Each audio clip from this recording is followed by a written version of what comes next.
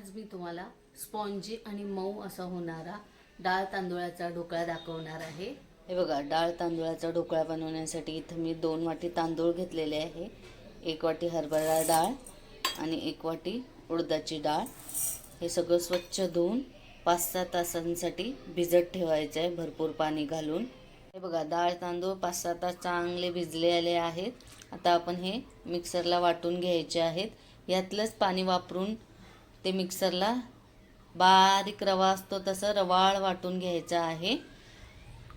हे बघा, ह्याच्यात मी मिक्सरच्या मोठ्या भांड्यात मी अर्ध घेतलेलं आहे। त्याच्यात आता 2 चमचे दही घालायचं आहे आणि एकदम रवाळ असं वाटून घ्यायचं आहे। बघा, असं वाटून घ्यायचं आहे। हे बघा, असं थोडंसं बारीक रवा असतो तसं रवाळ वाटून घ्यायचं आहे। बघा, हे अशी कन्सिस्टन्सी ठेवायची आहे। आता हे आपण रात्रभर फर्मेंट होऊ देऊया। एखाद्या गरम ठिकाणी आपण झाकून हे ठेवायचं आहे, म्हणजे पीठ चांगलं फर्मेंट होतंय।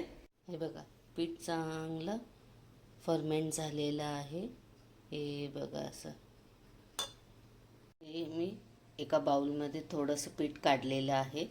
त्याच्यात चवीनुसार मीठ घालायचं आहे, थोडीशी हळद घालायची आहे आणि 1 पळी तेल घालायचं आहे।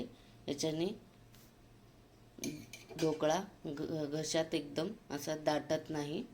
हे बघा, आता ह्याच्यात थोडासा सोडा घालायचा आहे आणि चांगलं हलवून घ्यायचं आहे। त्या सोड्यावर किंचितचं पाणी घालायचं आहे आणि चांगलं फेटून घ्यायचं आहे। बघा, या प्लेटला आता मी तेल लावलेलं आहे, ह्याच्यात हे बॅटर ओतून घ्यायचं आहे। हे बघा, स्टीमरमध्ये मी पाणी उकळायला ठेवलेलं आहे। ह्याच्यात आता ही प्लेट ठेवायची आणि 10 मिनटं वाफवून घ्यायचे आहे। हे बघा, ढोकळा ठेवून आता 10 मिनटं झालेली आहे। अरे वा, किती छान फुगलाय बघा ढोकळा। हे बघा, आता पूर्ण क्लीन आली आहे, म्हणजे ढोकळा रेडी झालेला आहे। आता गॅस बंद करून आपण हा थंड करायला काढून ठेवूया।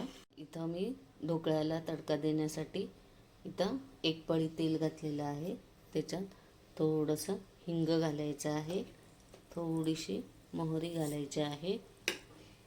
हे बघा, मोहरी तडतडली की जिरे घालायचे आहे आणि कढीपत्ता घालायचा आहे। आता हिरव्या मिरच्या घालायच्या आहेत 2 आणि परतून घ्यायचं आहे। आता 1 मोठा चमचा तीळ घालायचा आहे आणि 1 चमचा साखर घालायची आहे, थोडीशी कोथिंबीर घालायची आहे आणि हलवून घ्यायचं आहे। आता ह्याच्यात थोडंसं पाणी ओतायचं आहे, पाणी चांगलं उकळू देऊया। हे बघा, हे उकळलेलं आहे। आता आपण गॅस बंद करूया। इथं मी ढोकळा कट करून घेतलेला आहे। आता ह्याच्यावर एक करून 1 चमचा पाणी हे तडक्याचं घालायचं आहे। हे बघा, असं सगळीकडे हे पसरवून घालायचं आहे। बघा, सगळीकडे तो तडका पसरवून घातलेला आहे। आता तुम्हाला मी एक उघडून दाखवते। हे बघा, किती स्पॉन्जी झालेला आहे।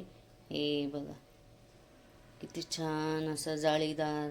हे बघा, किती छान जाळी आलेली आहे आणि एकदम मऊ हे बघा स्पॉन्जी झालेला आहे। हे बघा, छान अशी जाळी आलेली आहे। कसा वाटला माझा ढोकळा? माझी रेसिपी जर आवडली असेल तर माझ्या शौर्यस क्लाउड किचनला लाईक आणि सबस्क्राईब करायला विसरू नका। धन्यवाद।